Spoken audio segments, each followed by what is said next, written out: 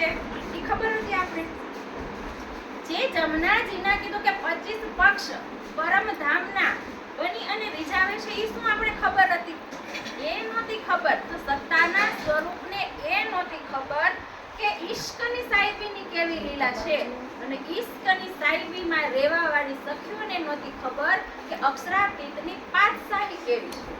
તો કીધું કે એ પાતશાહી જ્યાં સુધી આપણે નહીં ખબર પડે ને ત્યાં સુધી આપણે એક ખિલવતની અંદર કેવી રીતના પ્રવેશ કરશું, કેવી રીતના આપણે એની ઓળખાણ કરશું? રાજી તો કહે છે કે હું મારી રૂહો વગર કોઈની સાથે લીલા ન કરું. જે વ્રજની અંદર બતાવી દીધું ઈશ્વરી સૃષ્ટિને કે ભાઈ હું તારી સાથે સમય આવશે ત્યારે લીલા કરીશ, તો હું મારી સખીઓ વગર કોઈની સાથે લીલા કરી શકું નહીં. જો ત્યાં પણ એને એની આશિકી નિભાવી ને કે આશિક બનીને આપણને રીઝાવતા હતા, પણ છતાંય આપણે એને ઓળખી શક્યા હતા, છતાંય આપણે કીધું કે એને ઓળખી શક્યા નહોતા. બાહ્ય તત્વની અંદર પણ કીધું કે એ જ સુભાન એના જ દિલનું પ્રકટીકરણ આપણે સખ્યા અને પછી પક્ષ, પણ શું છતાંય એની ખબર પડી કે આ પુખરાજ બનીને કોણ રીઝાવી રહ્યું છે? જો શિંગારની અંદર કીધું કે જે ચરણોની શોભાના 4 પ્રકરણની અંદર એને કીધું કે નિસ્બત વગર તમે કોઈ સુખ નહીં લઈ શકો. કે જાકી અસલ હક નિસ્બત, કોની સાથે આપણી નિસ્બત છે? અસલ નિસ્બતની વાત કરી કે જ્યાં સુધી એ નૂરી ચરણ કમલને આપણે આપણા હૃદયની અંદર નહીં વસાવીને ત્યાં સુધી એ પરમ ધામના 25 પક્ષનો આનંદ પણ આપણે નહીં આવી શકીએ. આપણે તો કહીશું ને કે રાજ્ય કેટલા હાર પહેર્યા, કેટલા આભૂષણો કીધું કે પગની અંદર પહેર્યા, તો એ ચરણોની અંદરની આભૂષણને શું શોભા છે? હવે એ આભૂષણ બની અને કીધું કે રાજ્ય એવી ઈચ્છા કરે કે નવરંગ બાઈ જ્યારે કીધું કે નૃત્ય કરતી હોય ને નૃત્યની હવેલીની અંદર, તો ઈચ્છા રાજ્ય કરે કે નવરંગ બાઈની એક જ ઘૂંઘરી બોલે, તો બીજા આભૂષણો શું થઈ જાય? ન બોલે ને, ન વાગે ને. હવે આ સંસારમાં એવું થઈ શકે ખરું કે તમે 4 આભૂષણ ચરણની અંદર પહેર્યા, એમાં ઝાંઝરી જ બોલે, ઘૂંઘરી ન બોલે, તો પગને ગમે એમ મયડો ઠૈડો પણ બોલે તો બધાય આભૂષણ, એક આભૂષણની એક ઘૂંઘરી ન બોલે એવું ન બોલે. એ ક્યાં શક્ય છે? બાહ્ય તત્વની અંદર શક્ય છે.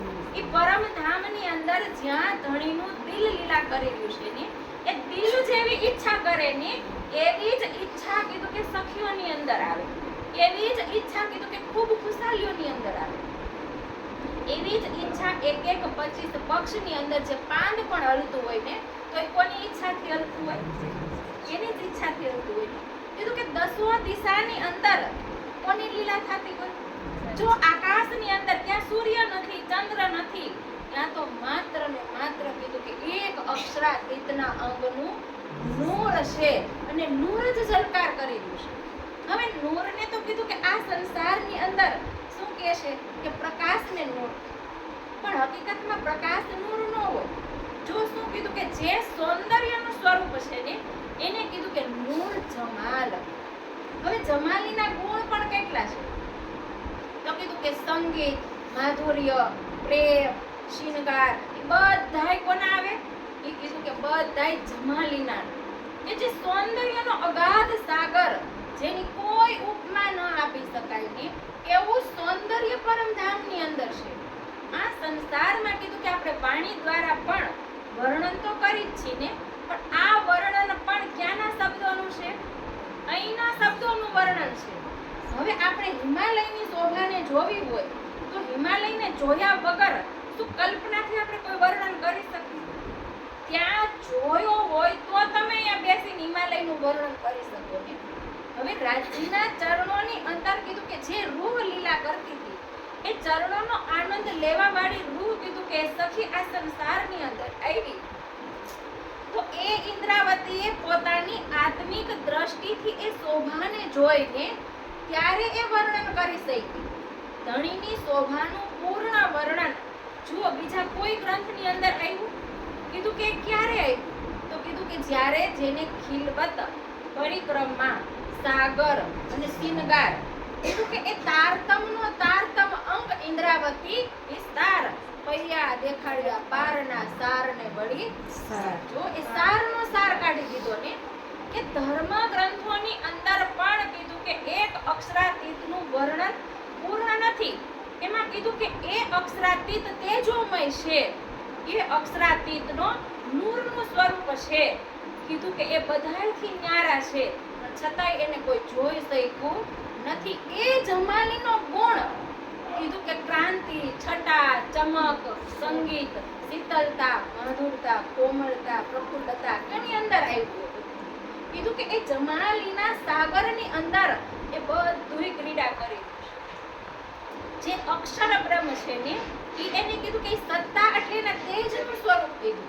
હવે એની લીલા કીધું કે યોગ માયાના બ્રહ્માંડની અંદર થાય એ પણ કીધું કે કોનું સ્વરૂપ? અક્ષરાતીતનું જ સ્વરૂપ છે. આપણે કહીને કે સ્વરૂપ એક લીલા યોગ. હવે એક સ્વરૂપ ઈશ્કની અંદર લીલા કરે અને બીજું સ્વરૂપ કીધું કે સત્તાની અંદર. હવે જેના પણ કીધું કે ચાર અંતસ્કરણ મન, ચિત્ત, બુદ્ધિ અને અહંકાર.